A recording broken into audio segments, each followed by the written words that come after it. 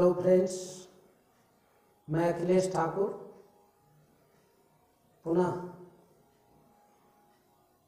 आपके समक्ष उपस्थित हूँ अपने channel Akhilesh Thakur academy of meaningful experience के माध्यम से। आज मैं आप लोग के सामने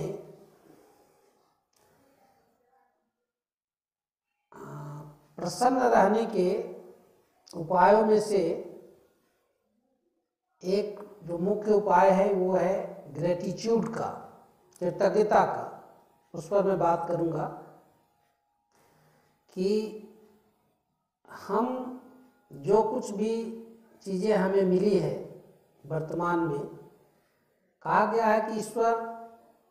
हमें वो नहीं देता है जो मैं चाहता हूँ, ईश्वर वो हमें देता है जो हमारे लिए आवश्यक होता है। क्योंकि हर आत्मा की अपनी अपनी यात्रा होती है और उसमें परमात्मा उसको वो सारी चीज़ें प्रदान करता है जिसके लिए वो यहाँ आया है। मुश्किल वहाँ आती है जब वह स्वयं की तुलना दूसरे से करने लगता है और दूसरे की स्थिति को देखकर संतुष्ट होता है और अपनी जो चीज़ें उसके पास है उसको वो देख नहीं पाता है,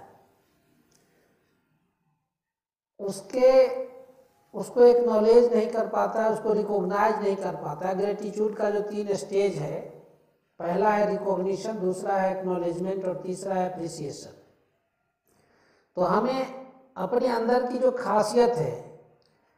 वो दूसरे को पता चलता है लेकिन हमें पता नहीं चलता है।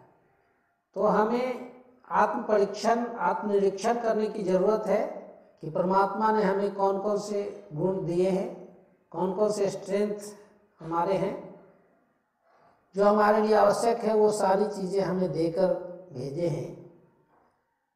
हम उन चीज़ों को एक्नॉलेज करें, उनकी पहचान करें और उनको अप्रिसिएट करें कि जो भी चीज़ें हमारे पास है, फिर एक योजनाबद्ध तरीके से उन चीज़ों के बदौलत जो हम अचीव करना चाहते हैं, जो हमारा इंस्टिंक्ट है,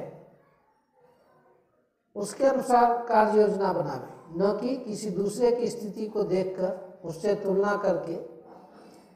कभी कंपेयर नहीं करें और किसी का क्रिटिसाइज नहीं करें और जो आपकी स्थिति है अपनी स्थिति का आकलन करें। जो चीज़ आपको मिला है उसका बेहतर उपयोग करें आप और ये सोचें कि ऊपर वाला जो देता है उसके जस्टिस में विश्वास करें कि जो हमारा उद्देश्य है, जो हमारे अंदर इंस्टिंक्ट है, उसके मुताबिक जो कुछ हम अचीव करने के लिए आए हैं तो उसके अनुसार कार्य योजना बनावें और उस कार्य योजना पर अगर हम अमल करेंगे, प्रतिदिन आप ग्रेटिट्यूड का अभ्यास अवश्य करें कि आप के पास जो कुछ भी है वो सबसे पहले तो आप अपने, अगर आप स्वस्थ हैं, आप विशेष आवश्यकता वाले व्यक्ति नहीं हैं, इट मीन्स आपके सारे बॉडी पार्ट्स सही अवस्था में हैं और परमात्मा ने सबको बराबर 24 घंटे ही दिए हैं, तो उस 24 घंटे समय और एक स्वस्थ शरीर का किस तरह से हम अपने उद्देश्य के लिए, अपने इंस्टिंक्ट के अनुसार जो कुछ भी हम करना चाहते हैं उसके लिए प्रतिदिन कृतज्ञता के भाव ईश्वर के प्रति सवेर में हम ध्यान करें और ध्यान के समय हम ये ग्रेटिट्यूड का अभ्यास करें कि जो कुछ भी प्रकृति ने हमें प्रदान किया है और जो कुछ भी हमें पर्यावरण से प्राप्त हो रहा है, पर्यावरण में भी हमारा जो पारिवारिक सराउंडिंग्स है, जो हमारे आस पड़ोस के लोग हैं, उन सब चीज़ों कहा गया कि आप एज इट इज लोगों को स्वीकार करें। कभी कभी क्या होता है ना, जब हम पूर्वाग्रह से ग्रसित हो जाते हैं, हम लोगों को अपने अनुसार ढालना चाहते हैं। गीता में कहा गया है कि जो भी चीज़ें जिस रूप में है या जो व्यक्ति जिस क्वालिटी के साथ है, जिस विचार के साथ है, वो जो हमारा सोसाइटी का फैब्रिकेशन है उसके अनुसार हम कभी पूर्वाग्रह से ग्रसित न हो और उससे कुछ अपेक्षा ज़्यादा न करें। ज़्यादा जब अपेक्षा करेंगे, उसको अपने अनुसार ढालने का प्रयास करेंगे तो हमें कष्ट होगा। तो हम अगर प्रसन्न रहना चाहते हैं तो उसके लिए अपने पास जो भी चीज़ें हमें मिली है उन चीज़ों के महत्व को समझें और उसको यूटिलाइज करते हुए आगे बढ़ने का प्रयास करें।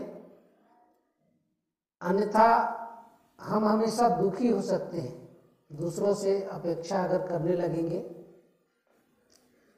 कि वो मेरे अनुसार चले।